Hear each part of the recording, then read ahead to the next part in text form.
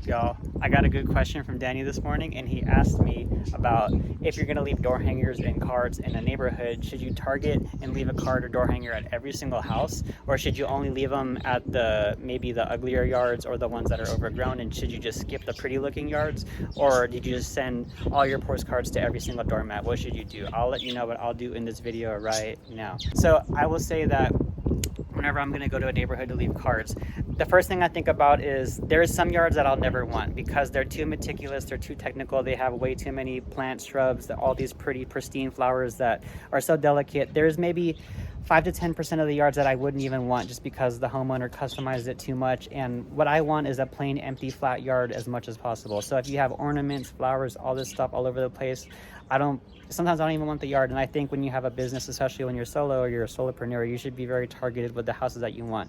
Not all money is the money that you want. You want specific targeted customers that give you a specific type of feeling when you do the yard, that make you happy, that also pay good. So it's a little smorgasbord of things that you want. So off the back, there's some yards that I don't want. So I'm not going to leave cards on every single house. And then going a little deeper on that, if a yard is maybe like that yard that's super technical and super pretty, I would say that for that type of yard, maybe 5%, they already either are a homeowner that takes so much care of their yard, maybe they're retired and they stay home all day, every day, and they just flower and they have the little hand shears and they're just digging out weeds one by one as they come up.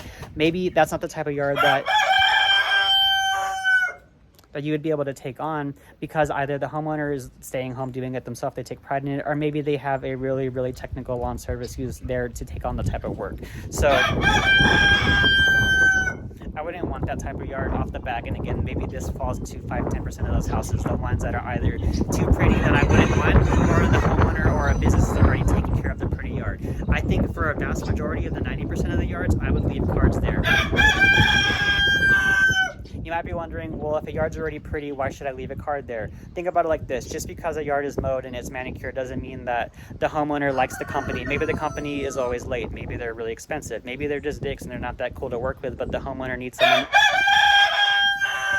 The homeowner needs someone to do the yard because the HOA is going to give them a ticket if they don't have the yard done every week. So just because a yard's pretty doesn't mean that you can't take it over. And I always tell people in my videos, half of the customers that I have right now, or that I've ever had in my entire business's career, it's not like they just were a first-time homeowner and they call me. They usually had a service before me that they didn't like. They found out what they didn't like. Usually they'll tell me that they don't communicate well.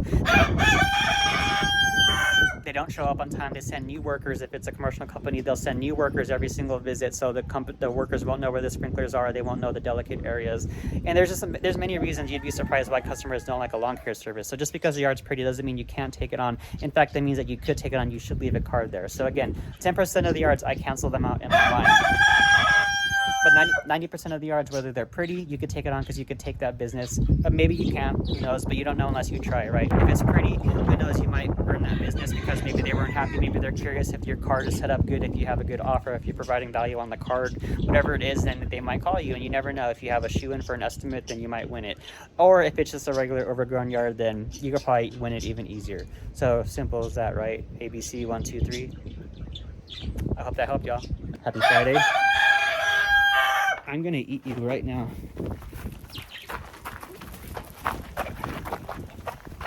Motherfucker. Make sure you asphyxiate that like button if you want to eat this chicken. Peace out.